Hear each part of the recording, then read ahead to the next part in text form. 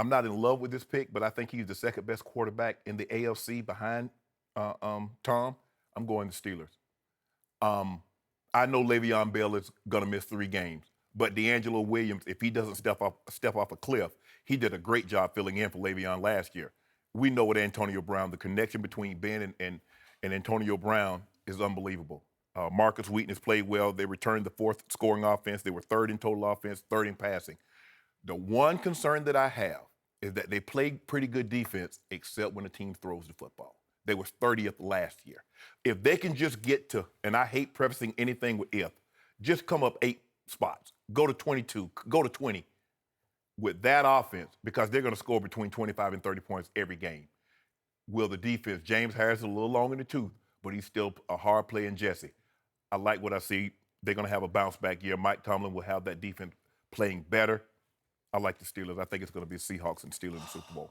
Once again, I do respect that pick. I can't laugh at it. I can't ridicule it. I can't poke any holes in it because I have the Steelers also getting to the AFC title game.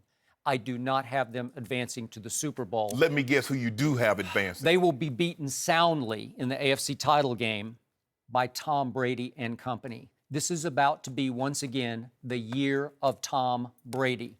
I believe that Jimmy Garoppolo will go 3-1 standing in for Tom Brady in the first 4 games. He will lose at Arizona on Sunday night.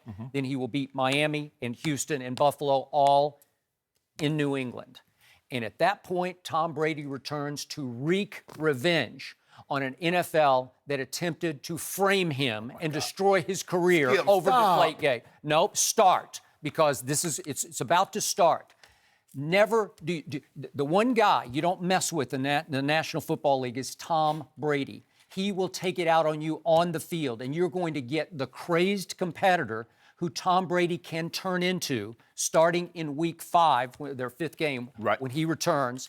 And you already told me you think this is the most complete football team. They are. Well, you will be completed with a guy who will, again, make the case that he is the greatest quarterback ever. He's got 4 Super Bowl rings, could easily have 6, and he is on his way toward a 7th because this team is loaded. They have a receiver, they have a tight end by the name of Gronkowski, who's even better than the Hall of Famer Shannon Sharpe ever dreamed of being. So you got jokes. Let's start with that. Where are you and he has a performing bookend now. He has a bookend named Martellus Bennett. How do you stop both of them? Please tell. And then you throw in the little guys.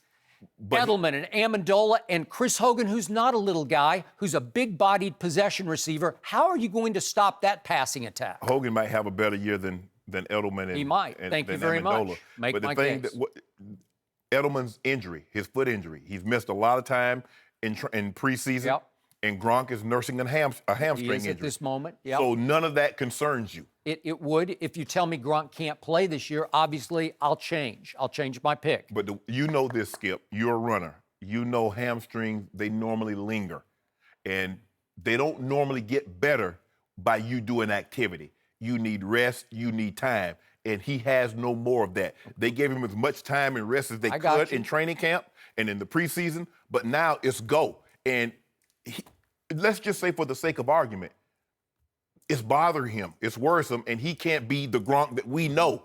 So now you're possibly down or with a 50% Gronk and no Brady. Edelman with that foot. Amendola's been nicked. You have that much confidence in him? The only way you can poke holes in my argument if you say none of those guys can play. Look, Gronk didn't play in the preseason for a reason. I believe he'll be ready for Week 1. But in order for them to be effective, minus Tom Brady, they need to be 100% because you're bringing in Garoppolo and you're asking these guys to be less than their best, and you still think they're going to just cakewalk through the first 4 games and be 3-1. Not cakewalk, 3-1. But again, I said they'll lose to Arizona. 2-2 tops. Okay, 2-2 tops. Well, if you give me 2-2, I'm still good to go because this defense is also a little underrated. This is a top 5 defense. This defense will be better than it was a year ago. It's not star-studded, unless you want to make a case for Jamie Collins, maybe Malcolm Butler, but it is so deep, so loaded at every position. You can mix and match, playmakers everywhere. They forced 8 turnovers in the first 3 preseason games.